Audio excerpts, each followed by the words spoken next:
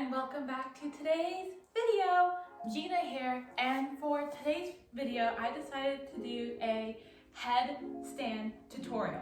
That's right, a headstand. I just learned how to do one about a week ago actually. It's something that I've been focused on achieving ever since being in quarantine, is trying to at least get one inversion down. And I decided, you know what, let's try out headstand, and I did it. So now I want to show you guys how to do one. There's two different variations of a headstand. There's a headstand where you're going like this, and then tripod headstand where you have your hands and the top of your head on the mat. I'm going to show you guys how to do both of them and some tips that I've used to help me get into a headstand. The first thing that I want to point out is that when you are going to do a headstand is to never kick up. And what I mean by that is if you're in your headstand position, don't kick like that, your leg up, because that's going to hurt your neck, that's going to hurt your back. And doing a headstand, I like to think of it as very critical because you are working with your neck, and your neck is a precious part of your body, and you don't want to hurt your neck at all. So I highly recommend making sure that you are warmed up for it and that you are feeling up for it. Because I believe headstands and forearm stands and handstands and those type of inversions are more mental than physical. And if you're not mentally there, you will hurt yourself, because I've hurt myself by doing it because I wasn't mentally ready to go into an inversion. So I just want to point that out there. And also, like I said, make sure you warm up before trying a headstand. So I'll link some of my videos down below if you guys want to try doing something super quick before getting into a headstand variation. Another thing too that I want to mention is that when you are doing a headstand and you feel like you're going to fall out of it, tuck your chin to your chest. That way it will be easier for you to fall backwards, and you're not going to put any strain or any more pain or hurt your neck in any harmful way. Don't fall sideways, because then you'll crank your neck, and that's not safe. So if you are going to fall backwards and tuck your neck, just like if you were going to do a somersault.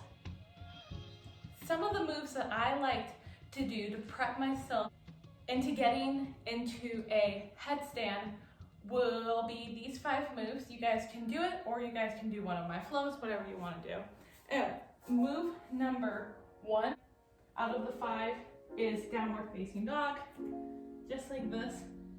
Focusing, putting strength into your upper body. I recommend dolphin, which you bring your forearms down, bringing more strength into your shoulders. I recommend doing a tricep stretch. What I like to do is hold my hands, you can go on your couch or whatever you have, and bring your head down, stretching out those triceps. Another move that I like to do, because doing a headstand, you do have to activate your lower half. You don't want a Gumby lower half, because then you're going to sway side to side.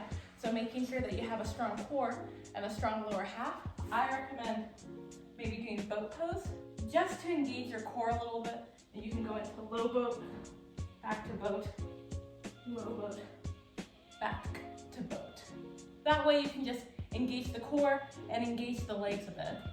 And then now the last move that I recommend doing is inchworm and a forearm plank. So go to the back of your mat, bend down into forward fold, use your hands to walk out, forearm plank, use your hands to walk up, just like that. And the reason why I chose these moves is because they work on core strength, upper body strength, and a little bit of leg strength too, just so your legs can have that sense of activation.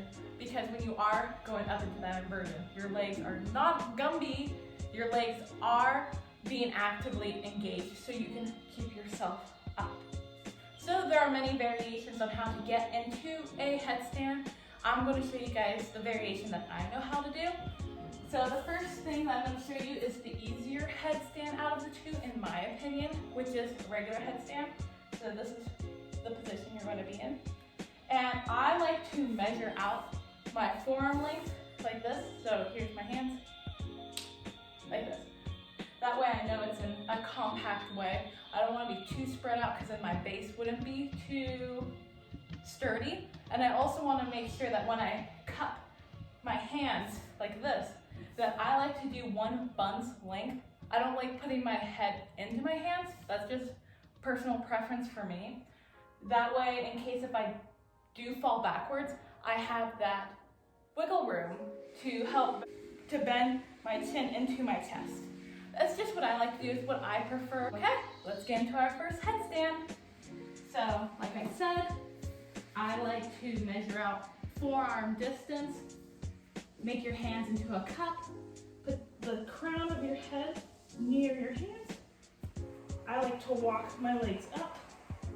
Kick one knee up, kick the other knee up. And then I like to slowly bring my legs up. That way I'm engaging the core. Just like that. And then when I'm ready, I bring my knees down and gracefully bring your feet back onto the floor.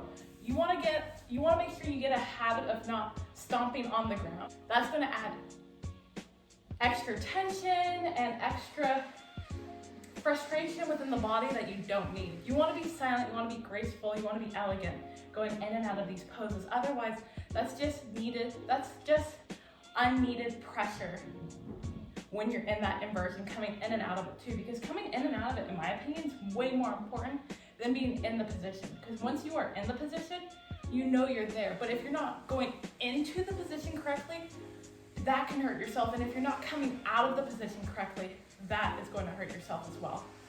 Also, I'm going to show you guys what I mean by tucking my chin in when I fall. I'm just going to be a little bit farther back from the mat to give myself more room. So, again, forearm distance, cupping the hands, walking my feet in. You notice from Instagram, bring the knees up, and if I'm going to fall, tuck your chin into your chest. Now I'm going to show you guys tripod headstand and how to do that. And the thing with tripod headstand is that your base is your two hands and the crown of your head. Making sure you're formed in an equilateral triangle. What that means is that all sides are equal. You don't want your hands too far out, you don't want your neck too far out. You don't want it to be uneven because then that's not a sturdy base. And you want to make sure you have a sturdy base when you're lifting your body up. So let's get started. And again, if you were to fall out of this position too, fall backwards. Do not fall to the side, chin to chest, fall over like a somersault. So, bringing crown of my head, hands, walk up just like inchworm, bring your knees to your elbows, and then push up. I like to do it slowly to activate my core. And just like that. Slowly activating my core. Knees to elbow, and back to the ground. And there you go, guys. That's how I learned how to do my headstands. And it takes practice, it takes patience. When I was working on doing my headstands, I started when we started quarantine, which is what? This is day 21, 22. I lost count. So I've been doing it for almost a month now, and I finally hit it about a week ago. And like I said, it takes patience and practice, determination, hard work, and set out some time. If you really want to do a headstand, listen to your body and making sure that you're taking care of it, because you don't want to hurt your neck just because you're trying to do a cool inversion. So thank you guys all for watching, and if you guys want, I can create this into an Instagram post and post it on my Instagram as well. My Instagram is at StuffGinaDoes. Oh, look who's here. It's my dog, Lexi. And I'll see you guys in my next video. Bye! And stay safe.